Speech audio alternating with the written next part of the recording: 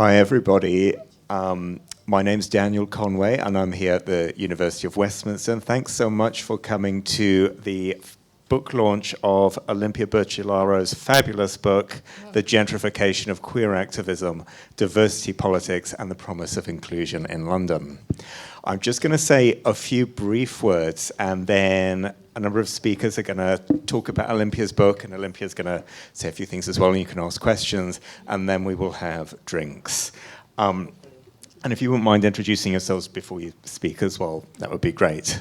So I was just thinking, I was looking at my emails today because I was wondering when Olimpia first contacted me or whether I've contacted you, I couldn't remember.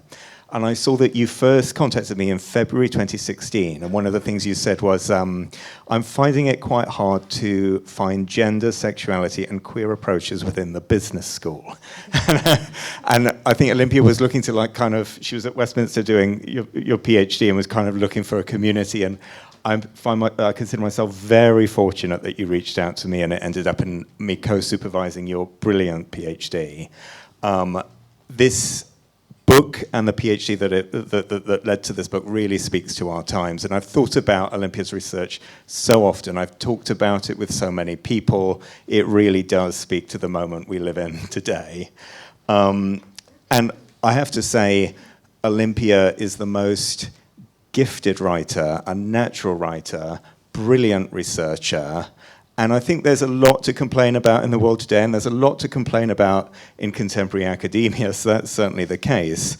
But if more academics were as intelligent, as principled, and as fun as Olimpia, we'd live in a very different world. So, and I think Olimpia's achieved a great many things in really quite a few short years, and this is really a brilliant book and the beginning of many, many future achievements. It's been a real pleasure to know you, Olimpia, and you've brought so much to Westminster, and very best of luck for your future career, which will be brilliant. So thank you. Yeah, thank you, Dan. All right, okay. So yeah, welcome everyone, really. So thank you so much for coming. I've got my flashcards here, or we might be here for approximately 4 hours. So yeah, it's really great to see so many of you here, and quite overwhelming, but like in a good way. And yeah, I'd just like to begin by thanking the CSD and Bristol University Press, David Embrick, who is the editor of the Sociology of Diversity series, and all the editors actually at the press for all the work they do to support critical interdisciplinary work, and in particular to thank them for enabling the publication of this book, which is the result of, yeah, as Dan was saying, 3 years of ethnographic work I did as part of my PhD. I would also obviously like to thank Dan and my discussants, Essam, Catherine, Sam, Amar, and Melissa Tyler and Sarah Schulman, who wrote the endorsements for the book, but who couldn't be here today. Yeah, for just really reading kind of and engaging with my work today and like throughout the years. And just to say that their dedication to queer activism and scholarship has immensely influenced, actually, and inspired my thinking about so many of the issues I discuss in the book. And therefore, actually, that the book owes its existence to you all, and I'm very thankful for that. And there's obviously, many more people I'd like to thank, some of which are in the room today, including my parents, many of my friends, and members of the Friends of the Joiners Arms, Amy, Silver, John, Isabella, Becky. You're my friends and comrades, without whom this work would not be possible. And yeah, I love you very much, and I'm very thankful and grateful for your friendship. So yeah, okay, done with the thank yous for now. So I just wanted to do, I guess, a short intro to the book. Think about maybe 2 or 3 key takeaways that I'd like you to, think about, or maybe sort of things that I learned from this work. And then maybe we can, I'll invite responses from my discussants, and then maybe we can have a more collective chat. There's so many of you in the room that kind of work on these issues as well. So yeah, we can do that through the Q&A. But yeah, so really the book is, I guess, an attempt to make sense of some of the contradictions unfolding in London between, on the one hand, new opportunities for inclusion ushered in by these sort of corporate institutional commitments to and celebrations of diversity on the one hand, and on the other, actually, the persistent violence of capitalism for those who continue to be deemed excludable, disposable, or somewhat unworthy of this newfound friendliness, no? So specifically, I try to think about how these capitalist investments in diversity are not only a form of pinkwashing, whilst of course they are, but they don't just work to, in a sense, wash over or cover over many kinds of injustices. But I was interested in thinking about how these kinds of investments actually work to water down, in some ways, the emancipatory potential of queerness and of queer activism, co-opting its leadership, emptying it of a sustained critique of political economy, and ultimately actually also keeping queer subjects hooked to versions of life and of liberation that are not merely compatible, but actually literally reconfigured in the service of capital. And I suggest that all of this process is in effect a form of gentrification that, as people like Sarah Schulman have kindly told us or reminded us, involves, I guess, not only physical closures, which is how we kind of usually think of gentrification, but is really and quite fundamentally a struggle over different kinds of realities, different kinds of futures, but also different kinds of subjectivities, different kinds of ways and understandings of what makes life meaningful, what counts as a life worth living. And throughout, again, I really try and think of queerness, following people like Jack Halberstam and Rahul Rao, as something that actually is so much more than just an identity that can be encompassed by the neat boundaries of LGBTQIA+ identity politics, but actually is more usefully understood in a way as a way of inhabiting space and time that is outside or maybe at least at the margins of various normativities, you know, the 9 to 5, these ideas of safety, logic, safety, respectability, productivity, sort of these, I guess, taken for granted ways of organizing our lives that not only underpin, but actually lubricate mechanisms of capital accumulation in different ways, and work to make space and time safe for capital accumulation. So essentially, I traced this process of gentrification in East London, and specifically in the borough of Tower Hamlets, which an area is particularly interesting because it hosts both some of the sort of temples of global capitalism, right, in these skyscrapers in Canary Wharf that have been investing in recent years in diversity, you know, sponsoring Pride, branding themselves as LGBT friendly, you know, weapons companies like BAE Systems, HSBC, JP Morgan's. But actually, the borough of Tower Hamlets also hosts some of the most pronounced pockets of disadvantage and poverty, not just in the UK, but actually in Europe. And so for the book, I conducted fieldwork in this area, on the one hand, with LGBT employees and EDI specialists, diversity workers, working in so-called LGBT-friendly corporations, also at corporate LGBT networking events, but also with queer activists from the Friends of the Joiners' Arms, campaigning against the closure and redevelopment of a local queer pub, the Joiners' Arms, on Hackney Road, and really kind of juxtaposing these two realities, no, of inclusion and LGBT friendliness on the one hand, and exclusion, closure, and privatization on the other hand, and really using this movement between these two worlds that I call these two slices of queer London, I guess as a methodological tool really to trace a set of broader tensions between the logic of privatization and those of community ownership, between the temporalities of capital accumulation and those of queerness, and ultimately between what I think are some quite sterile, corporate, gentrified understandings of diversity, and more messy, wonky, what I call wonky, versions of queer difference that cannot be reconciled with these sort of profit-oriented endeavors. Yeah. That was a mouthful.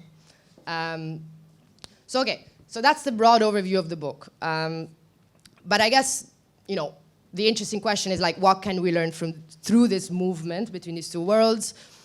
What are some of the key takeaways from the book? But also, like, how do they help us think more critically about the politics of diversity and inclusion, which is kind of the point and was one of the main aims of the book.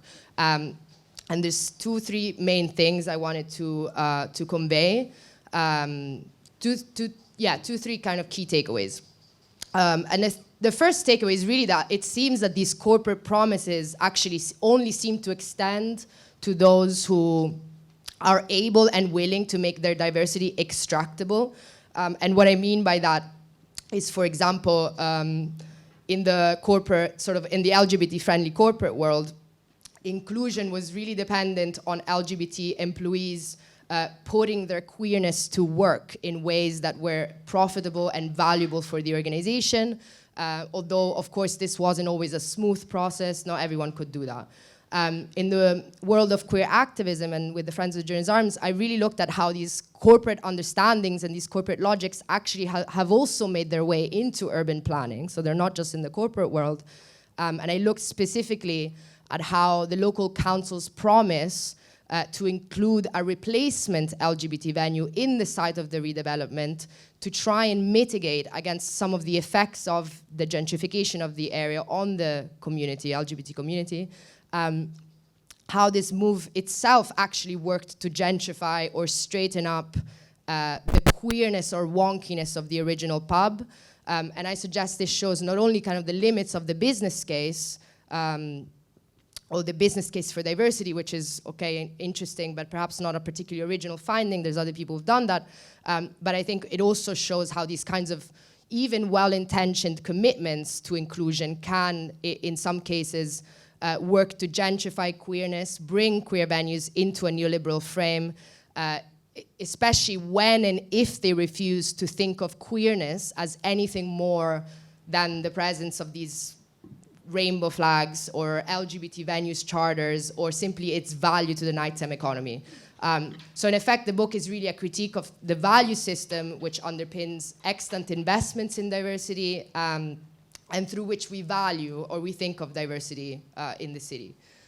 The second, I guess, main takeaway from the book, and this is something I guess I've learned to think about sort of more recently in a way,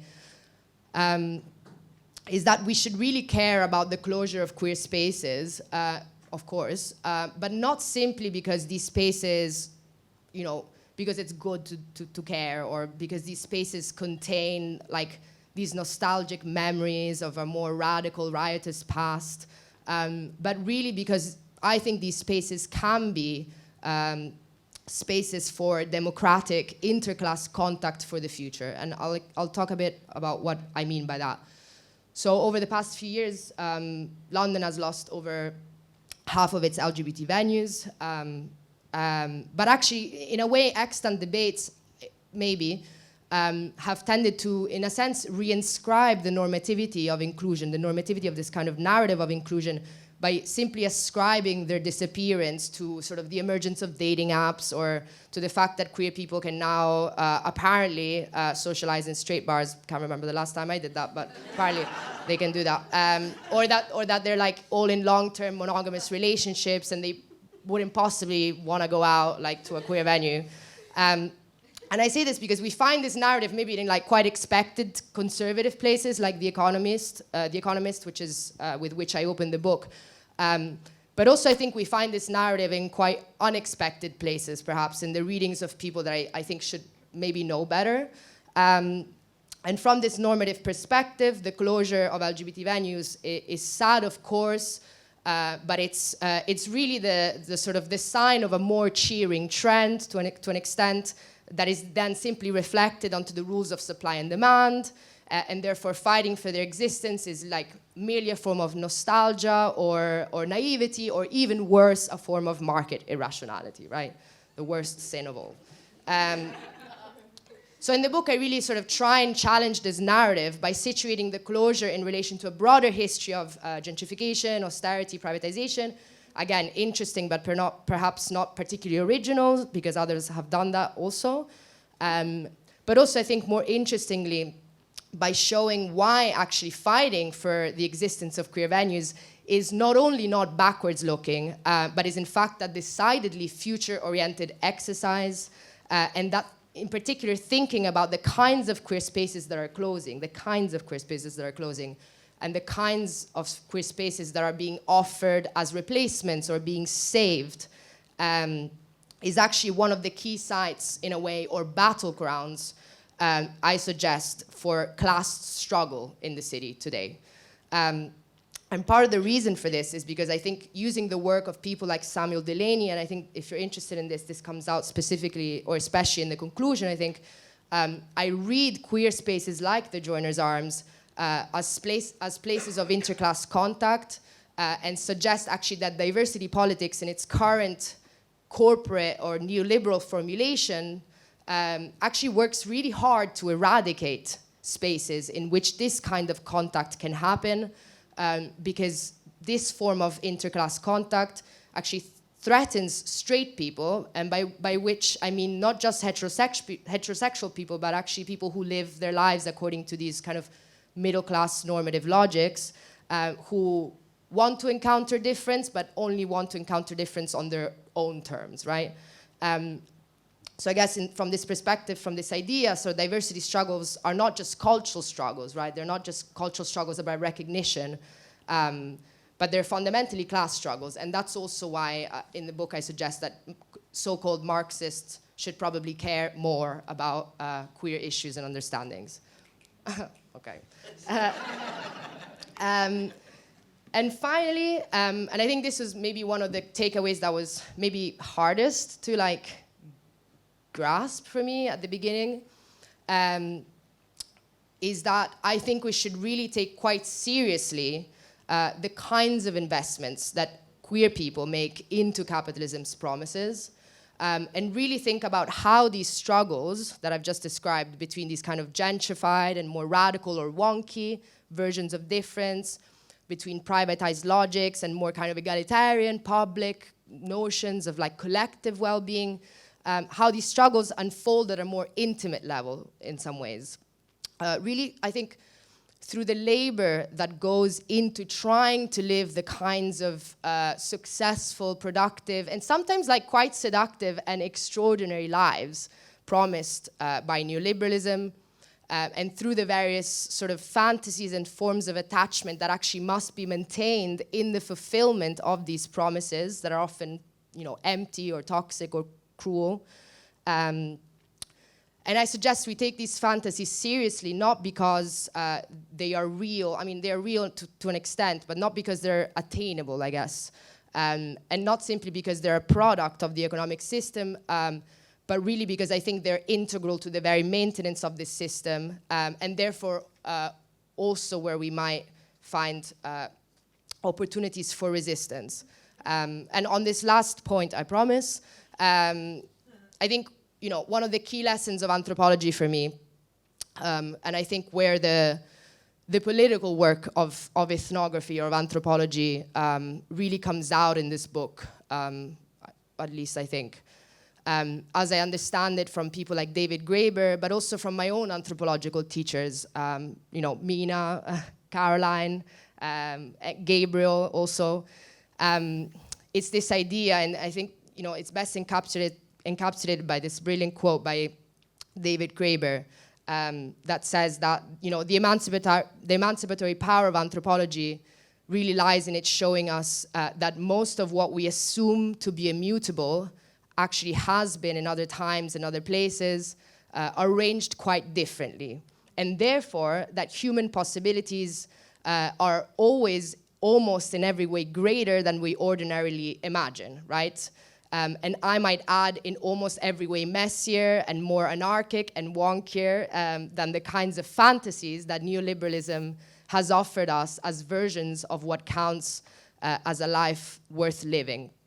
And I think in some ways, as the scenes of queer encounter with these promises of inclusion sort of shifts from these corporate spaces of LGBT networking to queer resistances to gentrification and the creation of radical alternative queer utopias, what I've tried to provide queer activists and scholars in a way is kind of the tools to expose this gap between this infinite realm of human possibilities and the limits of inclusion.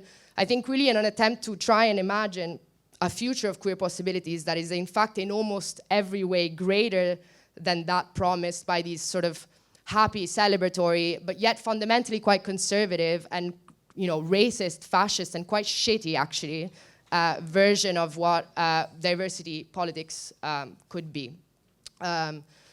So I hope you enjoy the book. I hope you enjoy it, but I mostly hope it really opens up a space for us to have these discussions about how to degentrify queerness, queer activism, or even our cities and also our desires, I guess, and forms of attachment in some ways. Those who know me know that I'm not one for hope usually, or at least not easily maybe. But actually, funny enough, I was rereading this the other day, and I think I ended up, writing quite a hopeful book in some ways. So I hope you find some hope in it too. Also, thank you.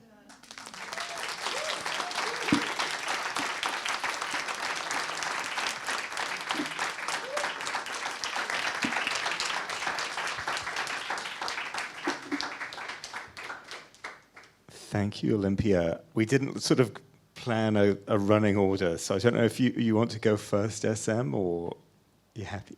Cool. I would like to not go first, only because I still feel like I have to just get a little unfrazzled. Cool.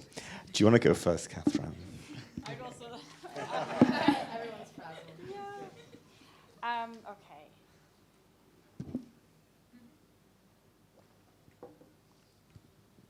Okay, I feel like a lot of what I have to say kind of echoes, which means that I correctly read the book,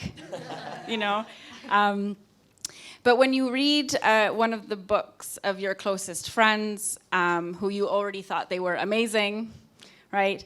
And then you read their incredible work and you're even more awe. So I'm like with them, I'm with them. So this book interrogates the politics of inclusion and diversity and what Olimpia aptly calls the gentrification of queerness. The book combines both rich theoretical analysis and beautiful ethnographic prose and description. Olimpia wants to advance a queer critique of capitalism, and the book sets the analysis within our current financial and political context and the debates this ensues. In particular, the book focuses on diversity and inclusion policies of big corporations, such as big tech firms, and the debates over the use of public space, and how LGBT plus inclusivity becomes linked to wider urban regeneration projects that aim to create spaces as hospitable, but only for certain kinds of performances of queerness. And Olimpia's discussion of inclusion avoids being abstract and esoteric, and rather is situated within these ongoing debates. Olimpia mentioned the decline of LGBT venues in London from 125 to 53 between 2006 and 2017, right? So 58% decline in venues. So this is the context in which the book is set. And there are two concepts that I want to focus on specifically in my comments today. And I think they align quite well with what Olimpia has sort of outlined already. So that of queer value and that of queer temporality. So value, what it takes to belong, or what it takes to be awarded sufficient value within a capitalist system.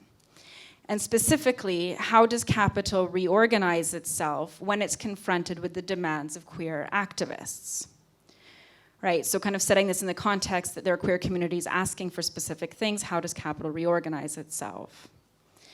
Olimpia alluded to the field work. So corporations that have integrated what Olimpia maps out as sort of the affective value of LGBTness, right? Corporations want to spice up the workplace, or if they found a way to integrate queerness in a way that is based on the affective quality, right? To make the workplace more spicy. So just as long as participants don't critique the workplace, just as long as they're not a killjoy, in Ahmed's words, they can feature in inclusivity politics. But of course, there are limits to this kind of integration, to this kind of diversity project. It disarms queer activism from the more radical and anti-capitalist claims made. The book captures not only the labor of LGBT participants in making the corporate space more LGBT friendly, but also the limitations of this. And as the book is sort of really founded on the stories of the interlocutors that Olimpia engages with, I just want to take a bit of time to talk about some of them. So Anita, a white trans business manager whose company initially seems quite supportive of her transition, and she's commissioned to engage in additional labor to deliver trans 101 classes and develop gender-neutral toilets. But at the same time, Anita feels that she's been passed up for promotion that she had been training for prior to her transition. And there's a disjuncture between Anita's experiences and the corporation's image of inclusivity. Her value is read through a class perspective. And Olimpia talks about these conversations she had with Anita, where Anita said she used to be a communist involved in student politics, but now she's worried that her class consciousness and her, may break with her diversity work, and she may be perceived as being too threatening. Here, the queer value accrued to capital is through a kind of happy diversity. There's another quote by Ahmed who explains this dynamic really well. You become dangerous if you are critical of the organization. Instead, sharing warmth stories is okay, but criticizing the organization in front of others is problematic. There's another explanatory and quite emotive moment for me in the book, which I felt quite jarring, but also really refreshing. And these are the comments of Andrea, who is a trans woman who works for financial services and also an LGBT plus workplace role model. And the quote goes like this, right? I don't feel that I'm a role model in a sense. I have a shitty career, I have a shitty life, and I'm miserable. I hate everything in life. I've never been married and more or less never been in love, right? And the sort of honesty of this quote, but also the value of being angry, of complaining, of being honest, of being sort of really open about what frustrates us. But also to dig deeper into what are the conditions that might be producing this sense of valueless, right? Straightness not only sets up the values and goals that define a good life, it also creates the measuring stick by which others can belong and not belong. Olimpia writes, Andrea's story also exposes the risks we run into if we leave unaccounted the pleasure and necessity of simply fitting in. Right, Olimpia's book and her attention to the struggles of real-life experience wants to move away from sort of dramatic binaries. Olimpia refuses to iron out the details and instead celebrates the incongruities of life in order to create a more complex image. Instead, the book tells a nuanced story of the risks and compromises for queer culture and queer communities that corporatist inclusion demands. How am I for time? Okay. I took all the time you gave to me, so I'm just hoping that okay. Thus, while inclusive workplace environments may indeed open up new possibilities for recognition and social validation, this is a quote from David, these seem to be dependent on the reproduction of queer value. What it takes to be read as value under the capitalist system also functions to maintain its structures. The second concept that Olimpia's book works on that I want to attend to is that of temporality and the kinds of futures that are seeded through a hierarchical capitalist reproductive inclusivity. And the book describes a battle over space, over a kind of queerness that is allowed to be in a space. So the story, as Olimpia described, is about the closure of an LGBT pub in East London and the campaign to confront property developers in the hegemonic gentrification of the City of London. And then equally, and I mean the campaign is described exceptionally well with a lot of detail in the book and describing the different participants. So the campaign confronts the decision by council developers also to offset the destruction of an old pub with the creation of a new one, right? Simply the creation of a new pub. An LGBT pub. And the campaign brings the story of value and temporality together in very illuminating ways. The book and that campaign, as far as I know, do not romanticize the pub as it was, but acknowledges its value for the people who used it, living diverse trajectories from the 9 to 5. So Olimpia describes that the developers think that the activists will run out of steam, but indeed it's the developers running out of steam. And you describe the sort of really important, but also quite lengthy, hard work it takes to write emails, to look at planning documents, to be involved in sort of the boring everyday reality of what it takes to sort of confront gentrification in London, and thinking about the temporalities of what it takes to resist. So perhaps, spoiler alert, if people haven't read the book or were not involved in the campaign, but the pub stands shut, gutted and bordered. The developers destroyed the mural on the inside before the patrons had a chance to save it. But the book, however, is not disheartened on this matter. But perhaps it is sobering, like when you wake up with a hangover after having an amazing night and you feel like shit, but you still have work to do, but you do know there'll be another fun night ahead soon where you'll meet your friends again and you'll probably drink again too much. In this way, the book celebrates queer futurities while recognizing the hard work and struggles that lie within it. Olimpia writes, I suggest a more fruitful way of reading the relationship between these spaces and queerness is by thinking about the kinds of possibilities these open up in the future. For however transient the affectivities and relationships forward in these spaces might be, some do stick.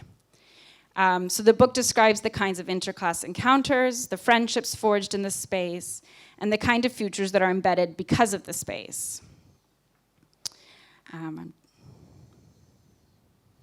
Okay, can I read the quote? Can I read the, okay. And I do also think there's like this really beautiful hopefulness in it, which I wasn't necessarily expecting to find, but like yesterday I had a really bad day and today I felt like much more hopeful, and I think part of it is a really sort of detailed, honest account of hope, right? So the forms of queer, and this is a quote, so the forms of queerness enabled by the pub can thus themselves not be contained by linear temporal trajectories of capitalism nor identitarian categories, but rather live on in a much more radical, perhaps ambitious goal of not saving queer spaces nor of protecting them, but of recreating their power and purpose, even if we might not know in advance the shape and form that they might take. So the campaign and the book do not stop in its tracks when confronted with the closure of the pub.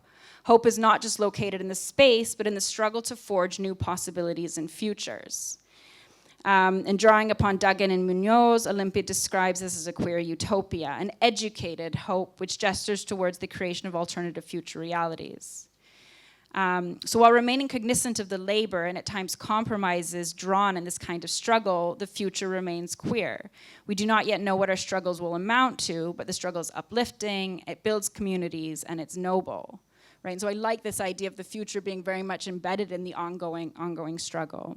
Despite the closure of the original joiners, the campaign has continued to create an accessible and truly inclusive queer space. I myself am a member and have enjoyed amazing queer nights and drag king shows organized by the amazing crew. So perhaps one of the most moving aspects of the campaign was its ability to see beyond the nostalgia of the past and the immediacy of the present to imagine and dream a queer future. And about the importance of creating a sites of encounter. I think there's something. Okay, so I'm going to conclude also by just sort of briefly commenting on the conclusion, and then also I don't know if you're going to speak again, but if you want to speak again, and I don't have it's not really a small question. It's just I also really liked the conclusion to the book, and this idea of creating sites of encounter that might be sort of random, unexpected, between neighbors, between lovers. And drawing upon Delaney's Times Square red, Times Square is blue, this context is becoming threatened by privatized social safety nets that reduce the incentive or opportunity for contact. And I love this idea of sort of relying on encounters, as it combines the necessity for struggling to protect spaces for encounters while acknowledging the capacity for realizing queer futures is found in a kind of openness, right? So there's both that, the openness that's already situated within encounters, and then of course the struggle to protect those spaces for them. So a question you may want to speak to, or are these encounters in your opinion, what have been the generative encounters that you've encountered making your book, since your book? What are the limitations on a focus encounter in light of the observation of joyfulness? Or is the question of encounter also about trying to create rather than just defend a spatial politics of diversity, which extends the already there-ness as a much more honest form for the possibility of encounters? So thank you for the opportunity. I loved the book. Thank you.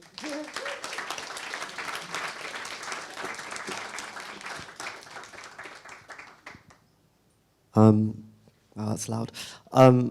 Thank you both, and thank you for inviting me to speak at Olimpia. I'm really glad we had that generative encounter at, of all things, a festival of the cooperative economy.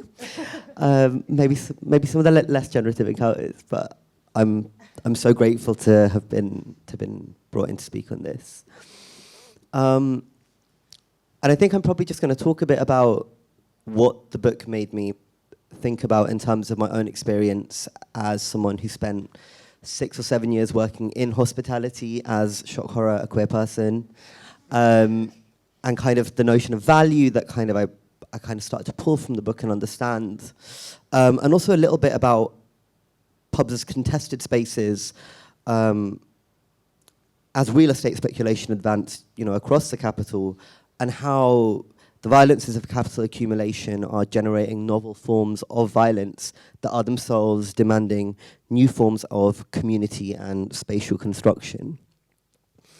And I think I'm really pleased to say, I love it when I get to say this, it's a very useful book. And that's genuinely like an incredible thing as someone, who organizes, like to have a book that actually feels like it can be used as a tool.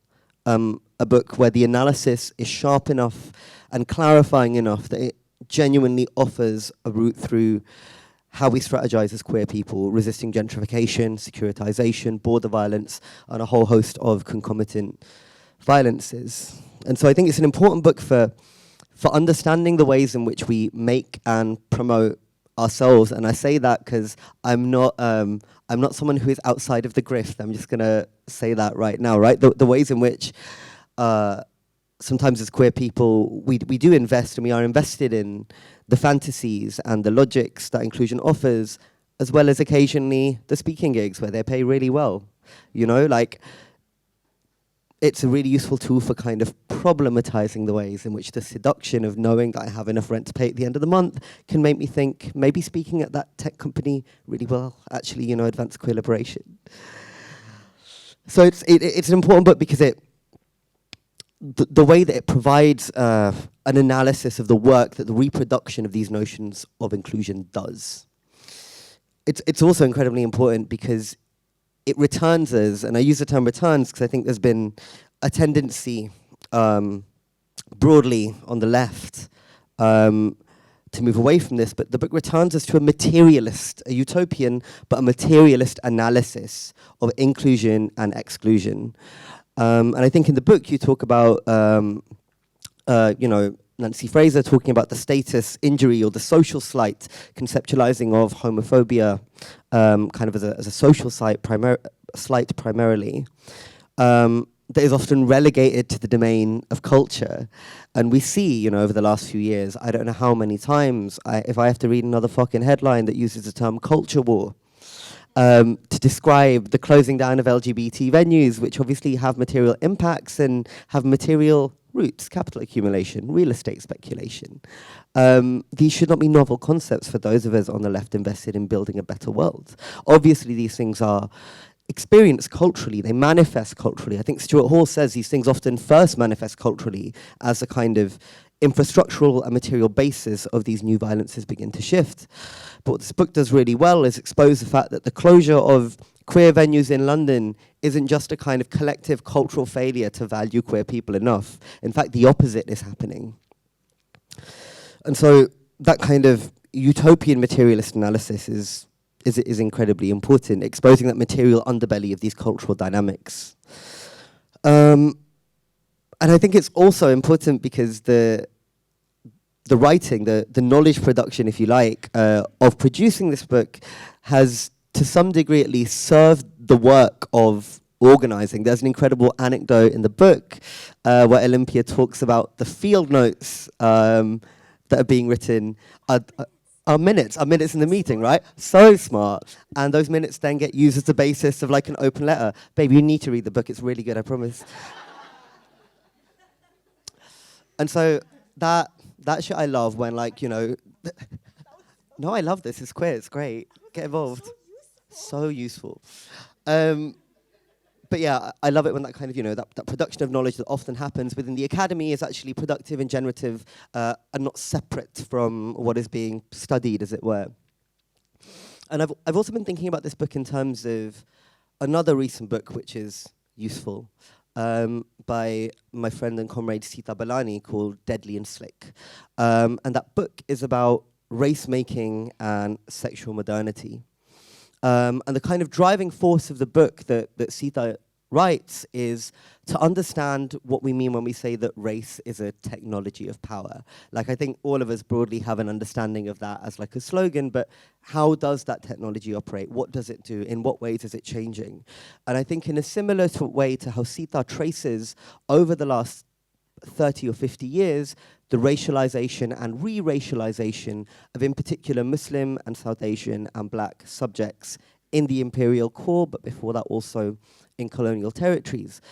In the same way that book provides an analysis of racialization that is dependent on the management of social reproduction, this book sort of proves how sexual modernity, how the ways in which we kind of manage desires and identities and discourses of inclusion and exclusion, that sexual modernity is itself a tool of race making, insofar as it is a tool of race and class and place making as well. So sexuality, and in particular the discourse of sexual inclusion or exclusion, is a tool in the technology of race as a social force. And exactly.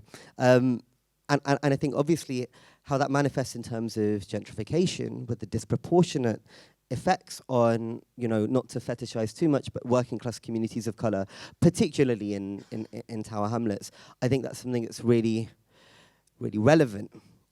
I'm thinking about Sita's book, where there is a critique in the book about, what is a critique of? Intersectionality. That's it. There's a critique in Sita's book about intersectionality, which is understood outside of its use as a very specific legal framework, the way in which it's entered into academic and activist and corporate spaces. And in corporate spaces, intersectionality is, you know, I would say it's basically analogous to what is now much more commonly called inclusion. I think we've had our intersectionality moment, right? And post the second wave of Black Lives Matter, we're kind of back to the doctrine of inclusion.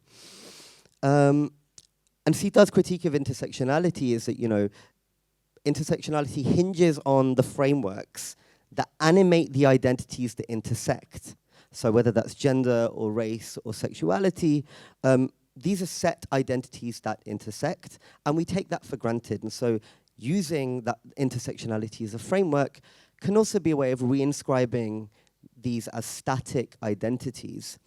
And it really struck me reading this book that inclusion does exactly the same work. The case studies that you cite where, you know, trans women or queer people are very actively, and they have agencies, which is what I love you focusing on, is that there is agency in this, right? Like, we also do Beyond the Grift.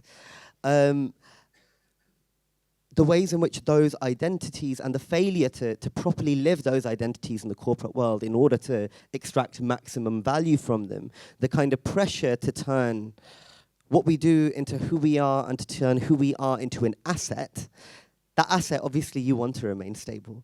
And so the work of reproducing the logics of inclusion, the kind of self-improving performance of authenticity, manipulating the asset of a static subjectivity, of lesbianness or of gayness or of transness, it relies on the retrenchment of these collective identities, right? Because let's not forget that where these identities come from is in the collective. It comes from the cohering of a political identity.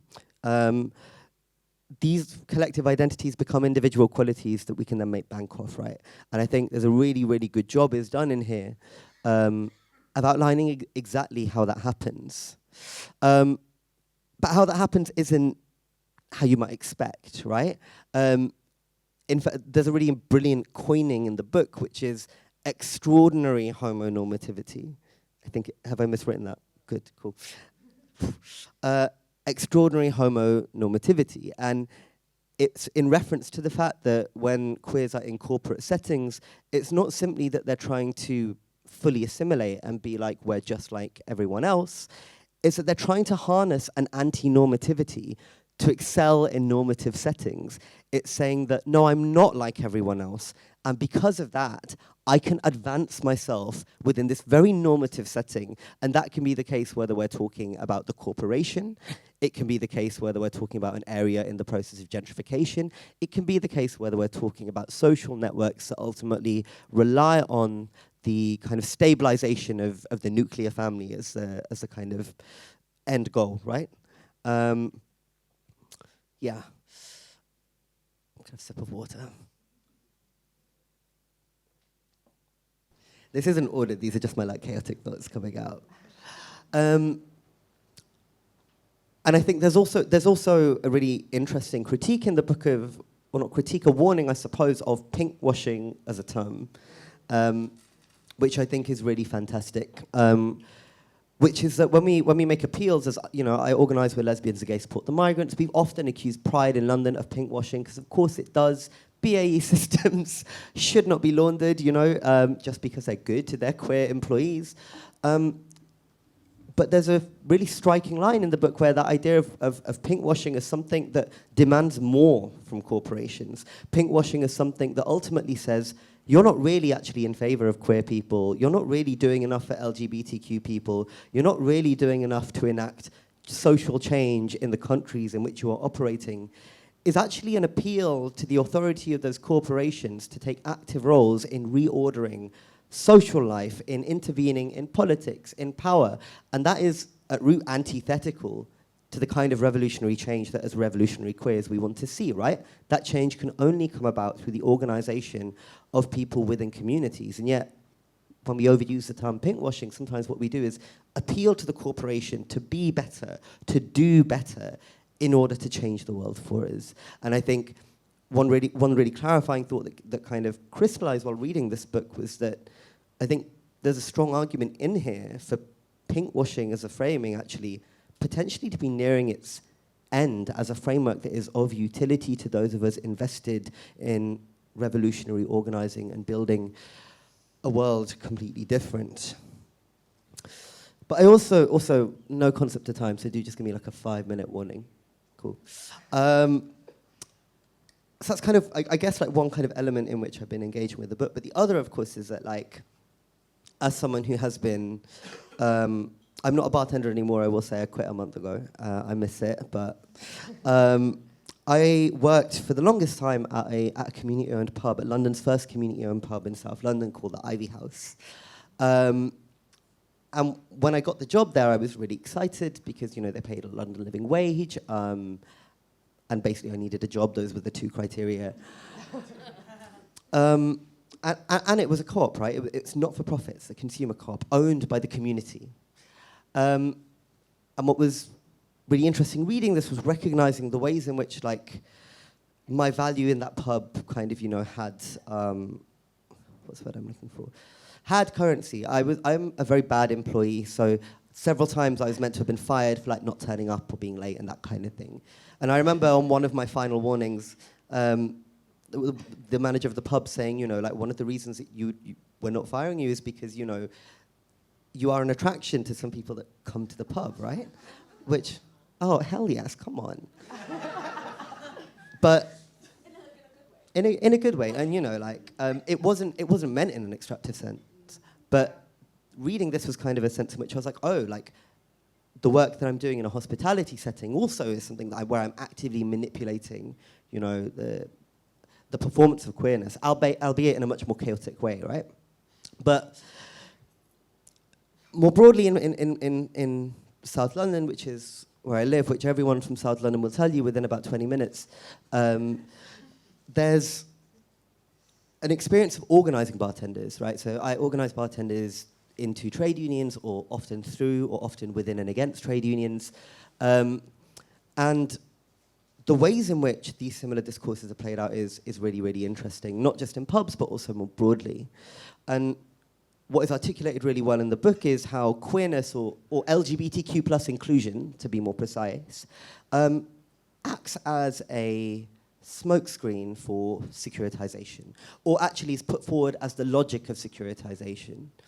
Now, we know that that's not true. We know that the reason that there are more cops, the reason that we're seeing micro enclosures of the last bits of common space, the reason that all these venues are being shut down is not actually to keep like queer people safe. Like, the reason is real estate speculation and the expansion of the detention complex, to be lighthearted for a minute. But of course, it's a very efficient smokescreen, and we're seeing that, you know, in Lewisham, in Croydon, we're seeing it in Westminster as well, where the protection of LGBTQ plus individuals and members of the public, or more often citizens, from antisocial behavior, you know, which is queerphobic or transphobic behavior, is used as a pretext to bring in public space protection orders, which criminalize antisocial behavior, right? So antisocial behavior is in this country like a criminal category. But it is if a public space protection order is put into place. At the moment in Lewisham, we're part of a campaign called We Keep Us Safe Lewisham, pushing back against the attempted introduction of a public space protection order, which would see the police being given the powers to confiscate the alcohol of anyone they deem to be on the verge of being antisocial. Failure to give them your booze is a criminal offence. You can get a 48-hour ban from an area, you can get arrested, you get a £100 fine on the spot, a £1,000 fine if you're prosecuted. Similarly, unlawful encampments, street homeless people, Gypsy Roma traveller people will be moved on. Amplified music, amplified speech, all of that, if it's actually having that is not a criminal offence, refusing to stop when the police ask you, that it becomes a criminal offence. And the justifications for this are the protection of women and the protection of queer people. And as a shout out for anyone who is, I don't know if anyone is from Westminster. Are people from Westminster? Is that? Anyway, next, no, in this room. Well, next year, if anyone's studying here or anything, next year in 2024, Westminster's public space protection order is up for renewal. Every 3 years, they have to apply to renew it. So if anyone here wants to think about what it might take to start pushing back against that renewal, do feel free to get in touch. But kind of outside of that securitization element, organising bartenders, disproportionately queer, by the way, it just kind of happens, we're fun people. The experience of temporality that has been alluded to in the book is something that really kind of came home to roost for me as well. Over and over, we've had the experience of organising bartenders into trade unions, threatening to go on strike, in some cases going on strike, winning unprecedented demands through South London Bartenders Network for these workers, you know, fixed contracts, union recognition, a living wage. And every time, while the workers are very grateful and very happy they've done this organising, the swing back has been all of the kind of wonky loopholes that used to exist, the drinks that you could kind of steal on the sly, the way you could come into work a little bit late and a little bit hungover consistently, the blind eye that's kind of showed to drug taking, all of that immediately disappeared, and disciplinaries for a refusal to kind of straighten that behaviour within a work context was a response to worker organising, and often queer worker organising, and organising in queer spaces. So at a micro level, I think it's important to say that, you know, while the book talks really convincingly about wonky queer spaces, about the need to defend them, the need to construct new unruly spaces, bars and pubs, and often queer bars and pubs, are themselves no strangers to these same logics, right? And to finish, I think one example of that is a little pub called the Honour Oak Pub in South London. Now, I don't know if anyone's heard about this, but once a month at the Honour Oak Pub, they do Drag Queen Story Hour, which is like, great, I'm pro it. Don't worry, this is not going to be a... and every month, Nazis have been mobilising outside the pub to attack parents and kids, to attack people inside, to smash up the pub, to stop these events happening, using the old same tired tropes of, you know, trans people and drag queens and queer people more broadly being groomers and dangers to children. You know, the script, it's printed in the media daily. And it's been interesting, because I've been there for 6 months now, not continuously. I've been going every month for 6 months, you know, as part of the community movement to just keep the pub safe. And what me and some comrades have been chatting about is the kind of funny predicament, which is that we don't like the pub. The Honour Oak Pub is owned by Lanes, which is a mid-sized pub chain company, which is based partly in Brighton and partly in London. Lanes operates a franchisee model. So if you want to run a Lanes pub as a manager, you have to set up a shell company. Everything you earn goes back to the central chain. You claim something like 26% of it back, no matter how much you earn. And out of that 26%, you pay yourself, you pay your staff, you get security, you pay cleaners, you buy stock. It's one of the most exploitative models in the pub industry. And it comes, again, from real estate speculation. It comes from the fact that the reason that pub chains own or lease these pubs is because ultimately a lot of them are backed by private equity and venture capital firms, which are sitting on the land so that 20 years down the line, they can sell it for a massive profit, right? So that's a long-term model of a lot of these chains. And then in the short term, you've got general managers who are themselves enacting oppression on other workers, living on like 14K a year for 60 hours work a week. And the pints are like £6. So it's a slightly insane kind of space in which, like, by virtue of doing anti-fascist work outside a pub in On Oak, you know, it's an important thing that we're doing. It obviously needs to be done. And through that work, we are constructing new and, I think it's fair to say, unruly queer subjectivities and queer communities, because it can get unruly sometimes. She's currently on bail. And at the same time, inherent within that is the central contradiction, though, that ultimately what we're defending is not the kind of space that will allow ordinarily for unruliness. It's not the kind of space that ultimately is a space in which workers could kind of like organize together for liberation without coming up against the same forces that they're protecting, oppressing them. And this has not been a very coherent kind of spiel, because it's just everything that's going on in my head. But I feel like that's probably queer somehow. But I just want to end by kind of, you know, emphasizing that, like, it's rare that I've read a book like this that feels like it has impacted every single part of organizing that I do, whether that's anti-police work or whether that's radical queer organizing, whether that's trade union organizing or mutual aid. It feels generative in the most genuine sense. And I want to thank you very much for that.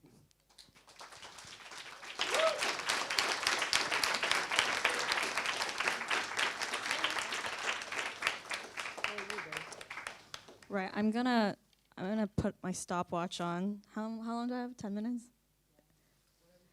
Boss man. Just okay. I feel like you invited me here because I feel like I'm like a perfect case study for what not to do. Well, not in a bad way in the book, but okay. So I didn't write any notes. I just sort of like rushed and read the whole thing, and then I go LOL when and highlight things when I think they're funny. Okay, I'm gonna start with, first of all, saying that I'm gonna go through, let's maybe like narrow it down to like 3 topics. So there's a lot of parallels here to what I experienced working as a stripper. I'm now 27. I've been stripping since I was 19 years old. And for those of you who are unaware of how strip clubs work in London, there's like strip clubs, like Platinum Lace, and there are strip pubs. Strip pubs is where I worked because I could not handle the hustle of being on the floor with 80 girls at the same time who are all fucking sharks. I didn't want to wear a gown. I just wanted to hang out in my underwear, and you go around like with a pint glass, and people put a pound in the pint, and it's a more chill experience. And I think, either rightfully or wrongly, you can fight me on this, but basically I think that sex workers kind of in some ways fall under the queer umbrella by virtue of like living their lives in sexual difference and just sort of, organizing their lives slightly differently. So strip clubs to me feel very similar to queer like pubs, strip pubs, because of this whole idea of interclass contact. I am super middle class. I have an American accent. I was clearly an international student, which means I could afford to be here.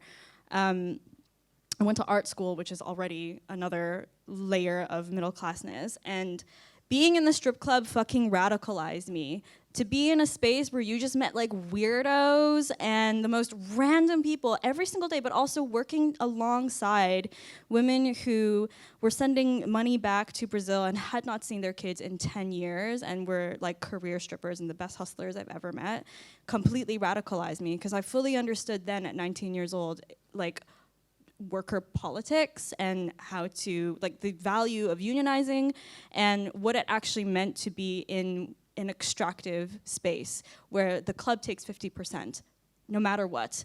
You have to pay a house fee, even if you made no money that day. You are not paid a wage, you are paid in tips only. So I thought there were a lot of parallels there, so that gives me like a great sort of starting point to really relate to some of these some of the stuff that you talk about with Joiner's Arms and being this wonky space. I also think, interestingly enough, you talk a lot about like temporality and around time. I would actually argue, and I think this maybe feels different in a queer pub than it does in a strip club, but time stops in a strip club. We walk in there and everything that happened just stays in there, and then you walk out and it's like life starts again. Time doesn't work in the same ways in a strip club, and I feel like that is probably quite similar in a queer pub. I don't say that, I don't feel it, I know it. I guess the only difference is that in strip clubs you aren't future facing at all. It is strictly about the present. So that's one. The other is I was thinking about how like this book was like holding a mirror to my face and be like, oh my God, I've experienced so much. So I'm gonna whittle them off like one at a time. My flatmate is also gay. I'm also gay, so we just live in a very gay household. But he is really good at weaponizing his queerness and doing this corporate stuff. So he does like EDI stuff. He worked for like a queer charity. They didn't treat him very well. Again, it's like, well, you're a queer charity, but you can't even treat your queer workers like decent human beings and pay them. Like, what the fuck? And I always find it really interesting watching him like be an influencer and like a queer influencer, and I'm just like, this isn't, I live with you. This is not what you're really like, but you have to fucking do all this shit to like sell more makeup to people who don't need it. And it was like reminding me of this conversation I had with my dad, and I call my parents, like, they live in Toronto. I call them every Sunday, and they're like, oh, what are you up to? And my dad will be like, so yeah, how are you? And I was like, oh, you know, just trying really hard to be a normal person. And he was like, yeah, I know, you try really hard. It's not really working, is it? Which worked really well in the book, is like this whole performance of authenticity. I'm like, oh my God, performing normativity is just a thing that I do, but if you just left me to my own devices, yeah, I would prefer to live my life in this like not so structured way. I don't want to be pinned down, and yeah, I have to do it for survival reasons. And then this leads back into also thinking about the wider trajectory of my life. Going from being a full-time artist, full-time performer, I was go-going, doing aerial, I was gigging, I was poor as fuck, but I was happier than I've ever been. I still think back to like pre-pandemic days, I'm like, for those 2 years of just every single night, you dress up as a clown, you go to the club, you go dance, you go home looking crazy, and it's 3 a.m. every night, but it was the best time of my life, to post-pandemic. I went and did a master's, I did an MBA, so like I am the lesbian tech CEO she is talking about, okay? And linking this back to like, what made me a good stripper is what makes me a good entrepreneur, which would make me good at capital accumulation. And I have to have this intense self-awareness to not become essentially insufferable with, okay, you guys are laughing because you know the kind of gays I'm talking about, fucking insufferable. And I don't want to do that, but I'm also really good at it, and I was just like, fuck, I was reading this book, I was like, oh my God, I have to not. So, for example, I also run a startup with Lewis right there, and we are trying to essentially make queer nightlife a little bit more centralized, protect it in some ways, raise the quality, and do all the things in the book that is like, well, if you do this logic, it doesn't solve the overarching problem. But at the same time, if you want to save queer nightlife right now, you almost have to play by their rules. You have to be able to go to the GLA and be like, this is how much money we are worth, this is how much money the culture that we create is worth, this is politically why we need more funding. Like, right now, working as if we exist as an island is not working, and in the present, I want there to be more venues, I want there to be more of us, therefore, if I got to play the game, I will play the game. And something that happened today that was hilarious is we've been really trying to resist becoming a tech company. I really do not want to do that. I want to not do that. I don't want to make an app. I don't want to do that at all.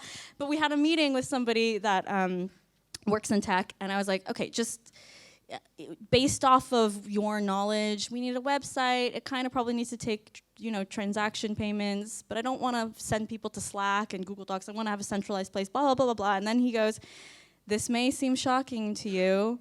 It sounds like an app. I was like, God fucking damn it. This is not what I wanted to do.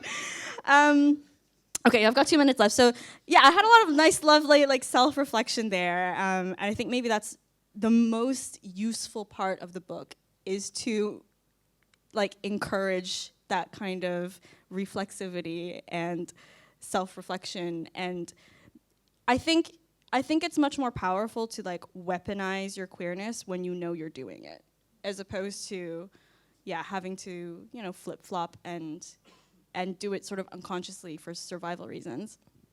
Okay, I had one more thing that I thought was really interesting around queer value. So I went to LSE. I also worked there for a year, and I worked in their entrepreneurial center. And for the first little bit, I was like, oh yeah, they love me, even though I'm just a stripper hoe, and I talk about ass and it's all the time at the uni.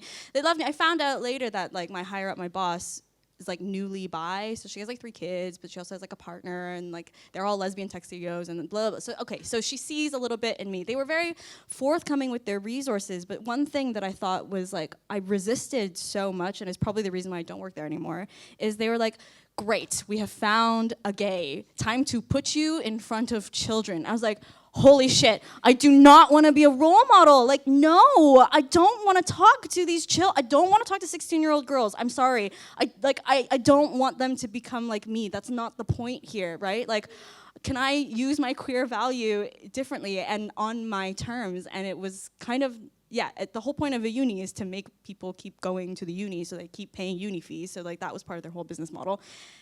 And I just, I've been thinking very deeply about my own life, very recently as a result of this book. And I guess the thing I would like to end on is how surprised I was at the solution that is delivered. So when I first read something of Olimpia's, it was not in this book. It was a different paper that she wrote. And when I met her, I was like, holy shit, I've cited your paper in my dissertation. This is amazing. And then she went, I'm going to remember this moment forever, because this never happens to academics.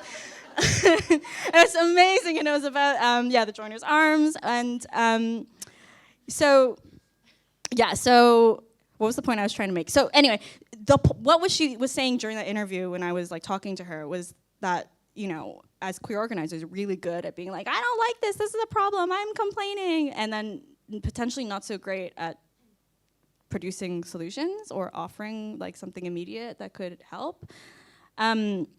And so the whole book, up until the very last chapter, feels like this complaint. I'm like, oh, fuck, everything about how I've been living my life is a lie. What do I do? I just want to hide. I never ever want to be public facing ever again. And then she ends off with this amazing, so simple solution, which is just that we have to potentially just attach ourselves to a different hope of reality that again, even though everything I do is in pursuit of the good life, in order to create the kind of solutions that we need, we have to be able to imagine them first. And if you are surrounded by people who, even the queers, who just want to quietly live and be accepted by the corporation that they're working for, you'll never imagine a different kind of future.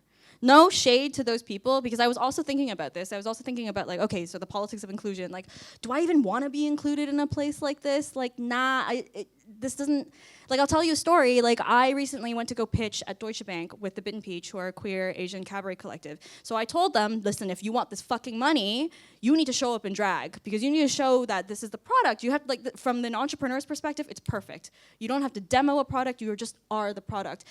The security guy saw a bunch of drag queens in front of Deutsche Bank immediately, like, there's a revolving door, and, like, pushed against it so I couldn't get in, and I fully was like, you invited us here. How fucking dare you?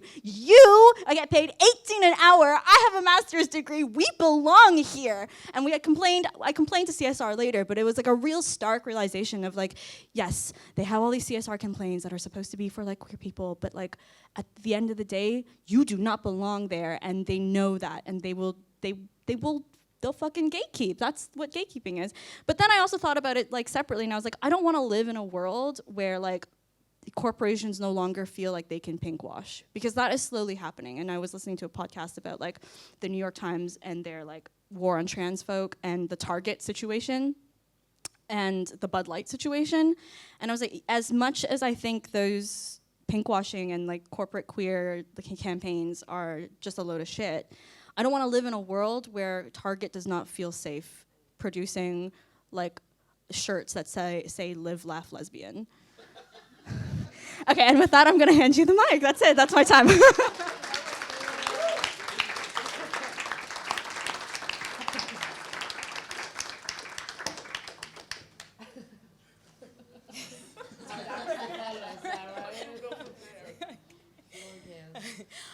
I thought the additional time would help me put my thoughts together, and that, thank you, did the opposite.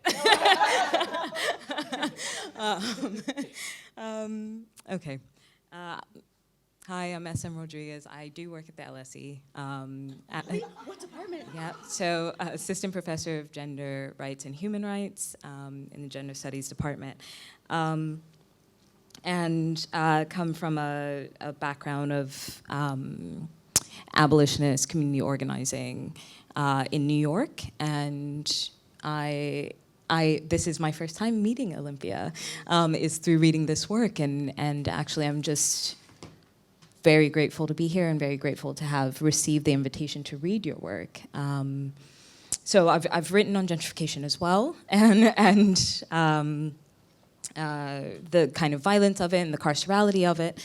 And yet I am relatively new to London, and I really eagerly took up this opportunity to read this text so that I could learn a bit more. And I'm going to focus on basically two chapters. I'm also doing the timer so that 10 minutes is realizable, but we'll just see how it goes, you know. So yes, okay. So background-wise, I think the reason that I was invited to kind of share some comments on this is because I wrote a book called The Economies of Queer Inclusion. And so in this way, we have very kind of connected sensibilities. And it was actually just really a pleasure to read a political economic work with ethnographic methods on a question that I find really, really dear. And so I'm just going to, I think we've really had these rich summaries already. But I'll just kind of break down something that I thought was really important for me to enter into this, which was, one, what do we understand as gentrification? How does Olimpia write gentrification? And can we suss through that? Is this a convincing argument? Spoiler alert, yes, it is. So I won't break rank in that way. But how I was understanding this was that gentrification is actually written in two different registers. Also, I don't have my notes, so this is genuinely why this is important, because today has been a day. So it's just going going to be off the top. So gentrification is kind of written in these two different registers. One, of course, is gentrification of the actual space, and so understanding this kind of the application of this neoliberal and market rationale to an area previously kind of assigned undesirability. Through a prediction that it will eventually become worthwhile, right? This is a space that we can invest in, and investment looks like this, right? It requires these types of closures, right? Various types of, I think, destruction in order to sustain the construction that they imagine as a quote-unquote happy future, which I'll get into because I love the temporality argument here, probably most of all. So we're looking at a series of closures and also foreclosures, one of imagination, of political histories, of who inhabits the space and why. And simultaneously, gentrification is this process that relies on the carceral regimes, it relies on surveillance, it relies on violence, and it relies most of all on exclusions. And I think that this part is one that is a really important tension that comes up in this work. How do we invest in inclusion or in diversity when this diversity, the only sellable diversity, is actually a homogenous one, class-wise, ends up being the predominant focus here.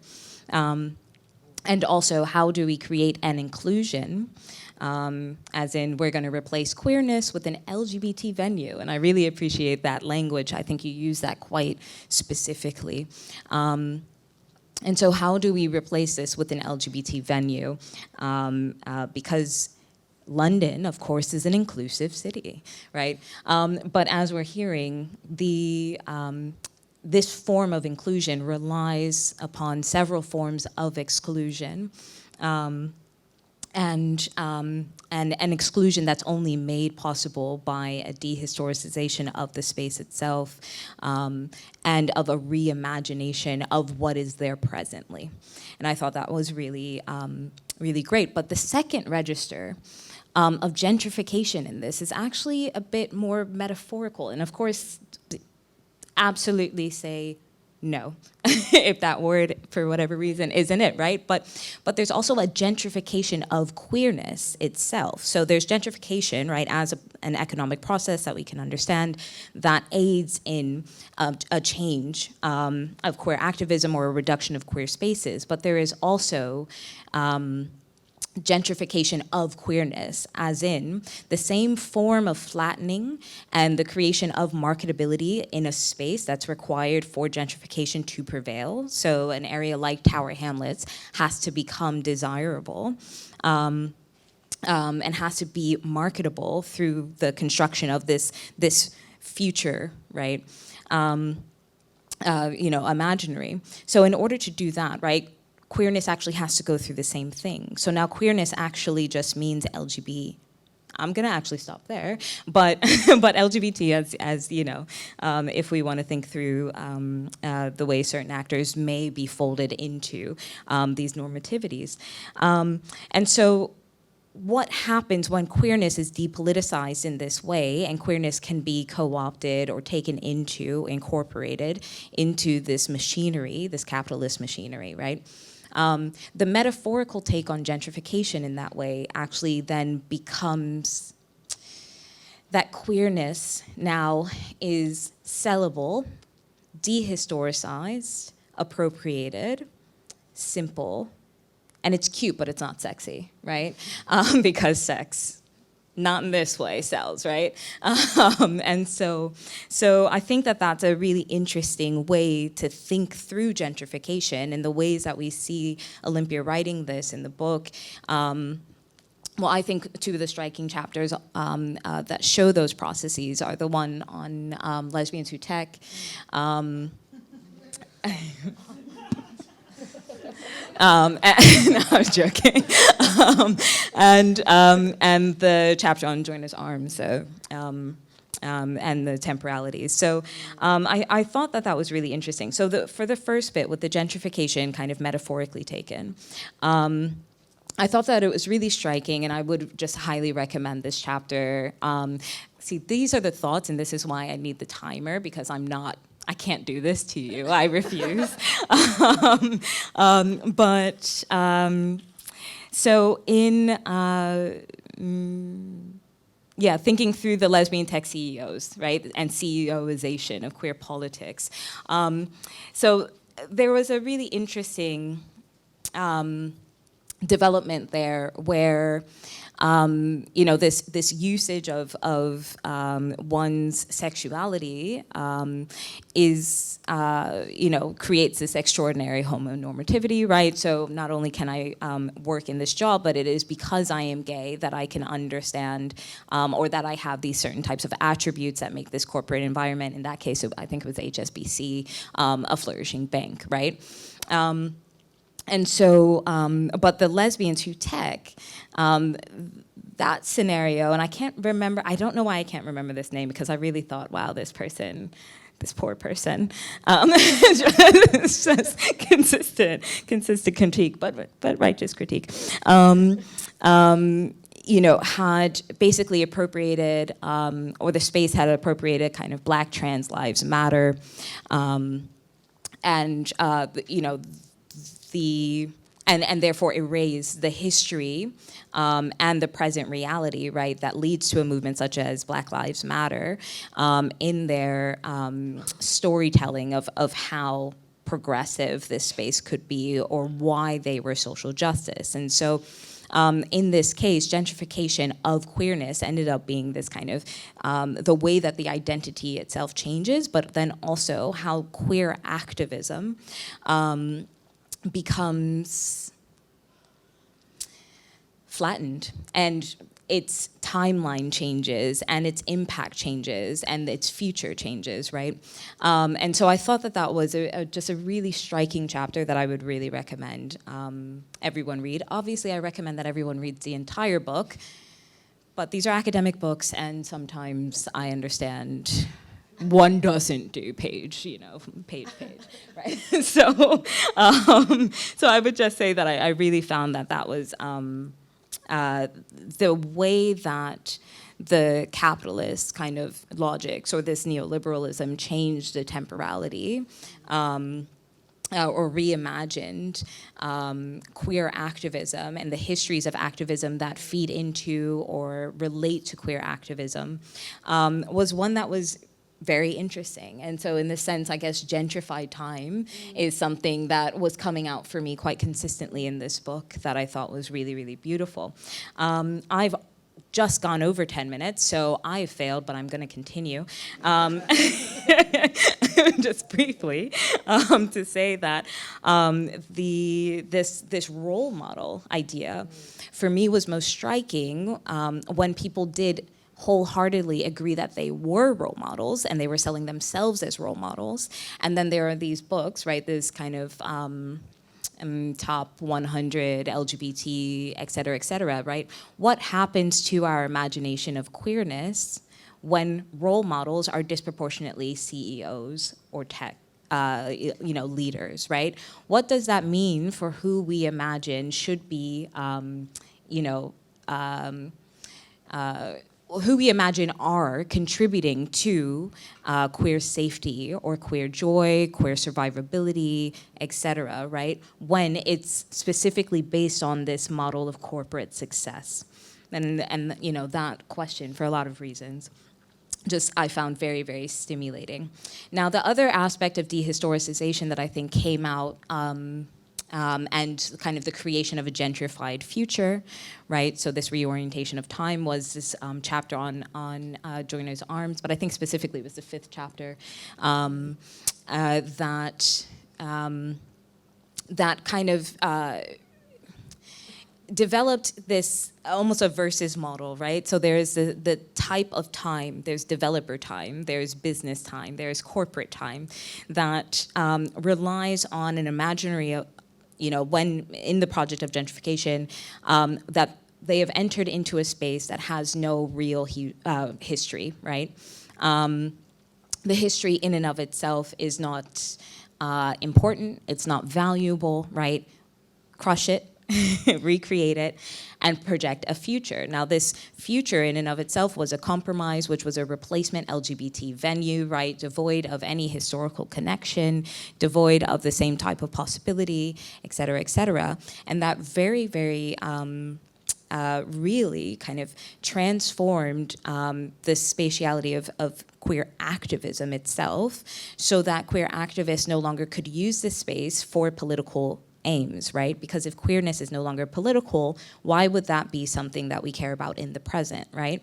And instead kind of had to move toward, maybe I should be looking over here, move toward emails, DMs and these types of things. So this virtual future, not unlike what tech CEOs, lesbian tech CEOs are imagining are the future in their own investments in, a technological future, which of course is wrapped up in these kind of biometrics, these securitization, these forms of class warfare.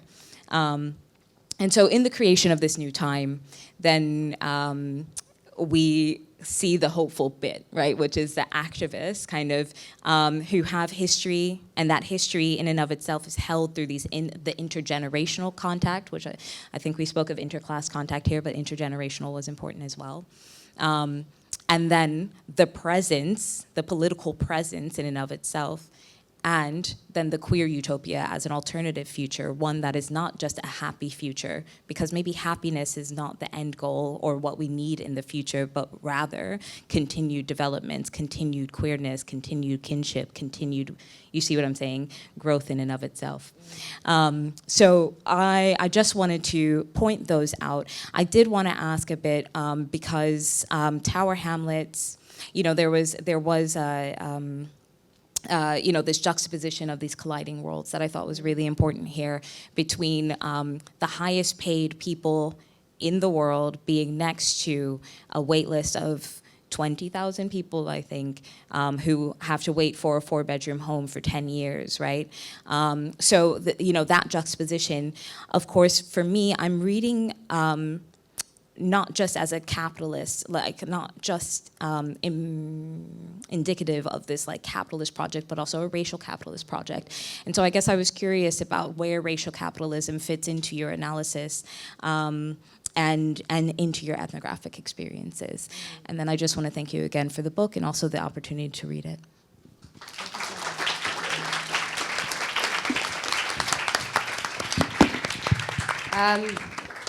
Maybe I'll respond briefly to some of the comments, and then we can have a Q&A, maybe one round of questions, and then we can all have some drinks that hopefully have arrived. Thank you. Firstly, thank you so much to everyone for your generous and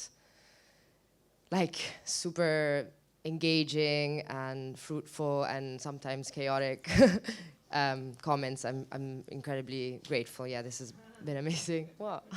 In terms of, I think I'll take the question of racial capitalism. I think, in the sense the kinds of processes, the kind of process of gentrification is fundamentally, not only, a class, but fundamentally a project of racial capitalism in that sense. And so all these kinds of processes of gentrification, especially in this kind of consumption of difference, it's also a process of containing the kinds of racial differences that can be allowed in these corporate spaces or can be allowed in these spaces in ways that are safe and in ways that are again, sort of safe for certain kinds of straight people. And by straightness, again, I also mean in terms of sort of white norms and whiteness as a norm. In that sense, it is a fundamentally racist project as well. And I think that there's some definitely, not just links, but I think the ways in which these kinds of gentrification projects or these kinds of corporate projects work to extract the value of certain kinds of performances of race, I think works in very similar ways to the ways in which it tries to extract the certain kinds of values from queerness. But I also think, and this I say with in terms with sadness, I guess I want to say. But I think what Amar was saying is, I think especially in Tower Hamlets, I think what we see, and not just in Tower Hamlets, in London, I think we see often the celebration of LGBT or diversity. Some certain kinds of diversity comes at the expense often of like racialized communities. So it's often in Tower Hamlets, it's like communities of color who are not inclusive enough, or who aren't like sort of getting on board with these kinds of certain kinds of friendliness. So and that did come out actually, I think, through the fieldwork, that it was often sort of LGBT struggles, LGBTQIA plus struggles were sort of not explicitly but implicitly juxtaposed or opposed to local Bangladeshi communities, for example. Whereas, so I think part of the work, I guess, that I tried to do in the book is precisely show that one of the ways of fighting these processes is by creating these kinds of intersectional solidarities or communities with communities in the area that are affected by these processes, because actually the struggles are different but also very similar in a sense. So yeah, I wanted to say that. The other thing I wanted to say is that it's funnily enough, like you all picked up on this temporalities thing, which I think is really interesting, because it's actually the part of the book that I really wrote towards the end. So this was my PhD in a sense, and the temporality, so the last chapter is a new chapter, is a chapter I wrote last year, based on sort of, I guess, the experience of the campaign in the last year. So things kind of changed, and there were sort of the field site kept on living even after my PhD was over. Surprise, surprise. So I think it's interesting that this temporality stuff seems to have been quite convincing, because it's also something that was integrated, or it's something that I guess I've developed more recently as a framework, perhaps. But yeah, I don't know. I mean, I've talked a lot. But yeah, again, I'm super grateful for all your comments, and I guess, look forward to sort of continue discussing this stuff over drinks. But then maybe we can have some questions. Can I? Oh, okay. No, I was gonna ask you if I could use this mic. Please go. Yeah. I'm gonna speak. From the context of being an older lesbian coming from a different space, and in the context of, I remembered a time when the Glass Bar, which was this lesbian bar, was such, and I'm just taking your term activism, was such a focus of activism, because it brought lesbians together. It brought us together on a regular basis, on a weekly basis, to discuss and explore and investigate what we meant by lesbianism and what that reflection in our daily lives meant. It also provided the space for one of the first anthologies of new lesbian writers that was launched, yes. And it also provided the space for what now happens annually, which is Million Women Rise March. And that happens every year to highlight the issues that women face. And I look now, and there are, I know of very, very few lesbian bars anywhere, and certainly no lesbian bars in that framework of being active, of being political, of being cultural, of being socially active.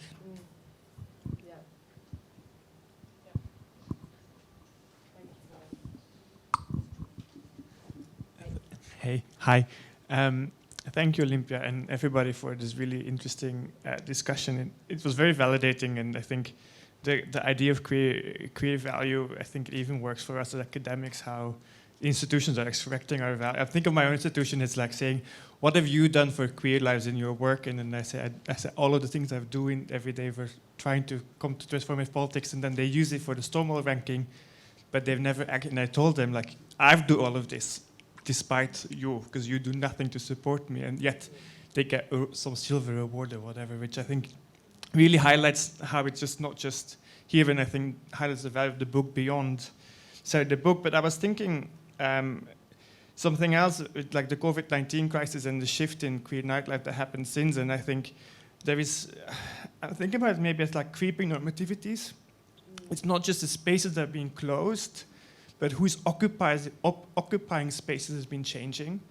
So I think like the whole of Soho now is there. It's a completely different people that are going there, and people are being pushed out by different patrons that are coming. That are no longer valuing whatever homonormative kind of culture was there, and these people then keep changing to different values, pushing out the more radical, the more kind of wonky queers. And I'm thinking like there is perhaps a different type of closing of spaces, which is not about the physical closing of spaces, but just eradicating by creeping normativities of these spaces that I think perhaps COVID has kind of extrapolate or fastened, or whatever you want to call it.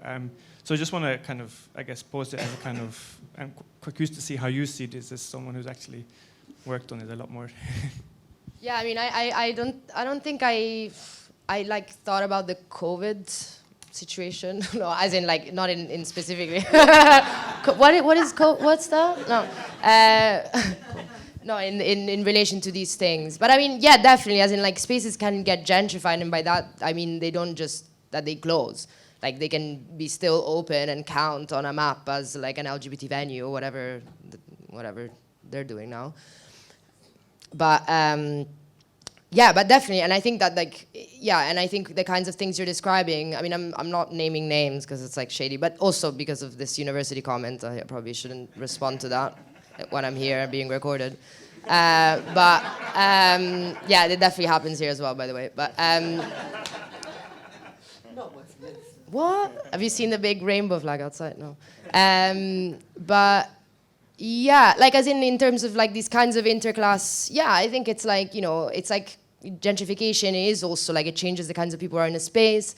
It changes the kinds of like random, wonky, sometimes uncomfortable actually, conversations you have with strangers in a smoking area. I mean, we talk about that a lot, but I think, yeah, and I think that's part of it. And it's like there, I guess, is spaces where you don't really, you go with like people that you know, but it's like harder to meet strangers because everyone's sort of a bit suspicious of like uncertainty and these kinds of interclass contact that, I mean, as we mentioned, it's not like, I guess I hope that it doesn't come across as they're all fun and games and it's great, we should just like meet and like with people of different classes and everything's great. Like these, you know, these forms of interclass contact, I guess, are also, there's tensions and they're uncomfortable and sometimes, you know, it's not like all sort of happy. I mean, again, going against this kind of happy, clappy sort of diversity politics, like it is like anarchic, and with that kind of anarchy also comes like disorder and yeah, uncomfortableness in a way. But as in like, but that's part of, you know, what you,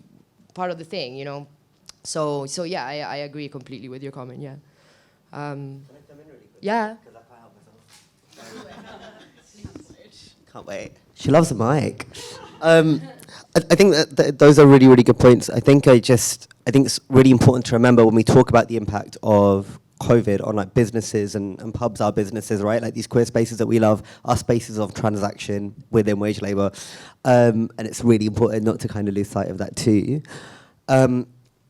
Aside from the kind of lack of any government provision to enable these venues to stay open, actually like one of the things that I think has kind of a longer term consequences for the future of like queer spaces or queer nightlife is the securitization that happened during the pandemic. It's the expansion of police powers that happened. The public space protection orders weren't being introduced before the pandemic. They were introduced for the pandemic to enforce particular behaviors and designate new unruly behaviors as criminal.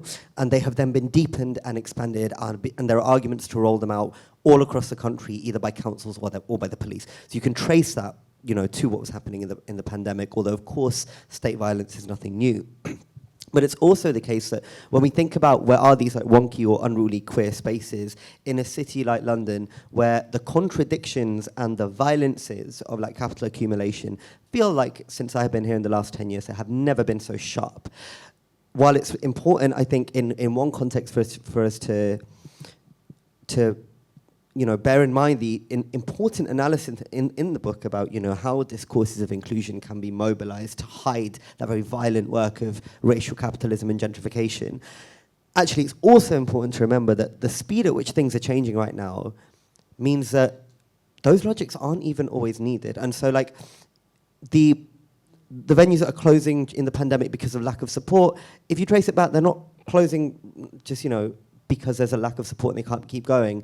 They're closing because if they keep doing what they're doing, they will be faced with the police and with violent police and with bailiffs. There are spaces of like queer wonkiness or unruliness or anarchic and often anarchist activism and organizing. An example of this is the autonomous winter shelter that comrades had set up in Shadwell, which just a month or two ago, I think, was violently evicted by riot police. So like, it was fucking gnarly.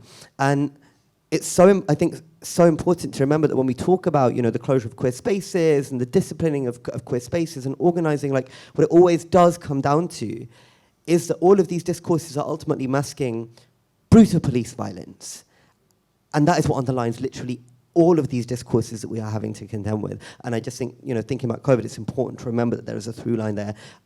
And we are approaching increasingly the point at which those discourses, as someone said, not someone, you you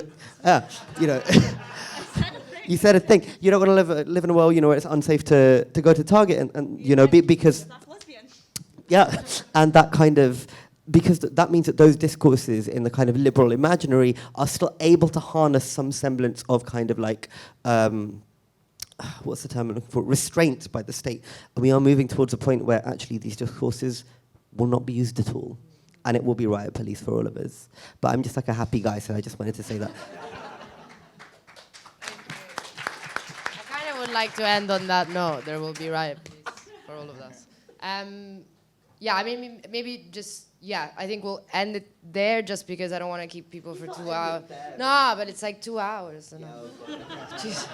I mean, come on. I had my flashcards to mitigate against this problem exactly. But anyway, you can buy the book until the 31st of this month is 50% off. It's still quite expensive.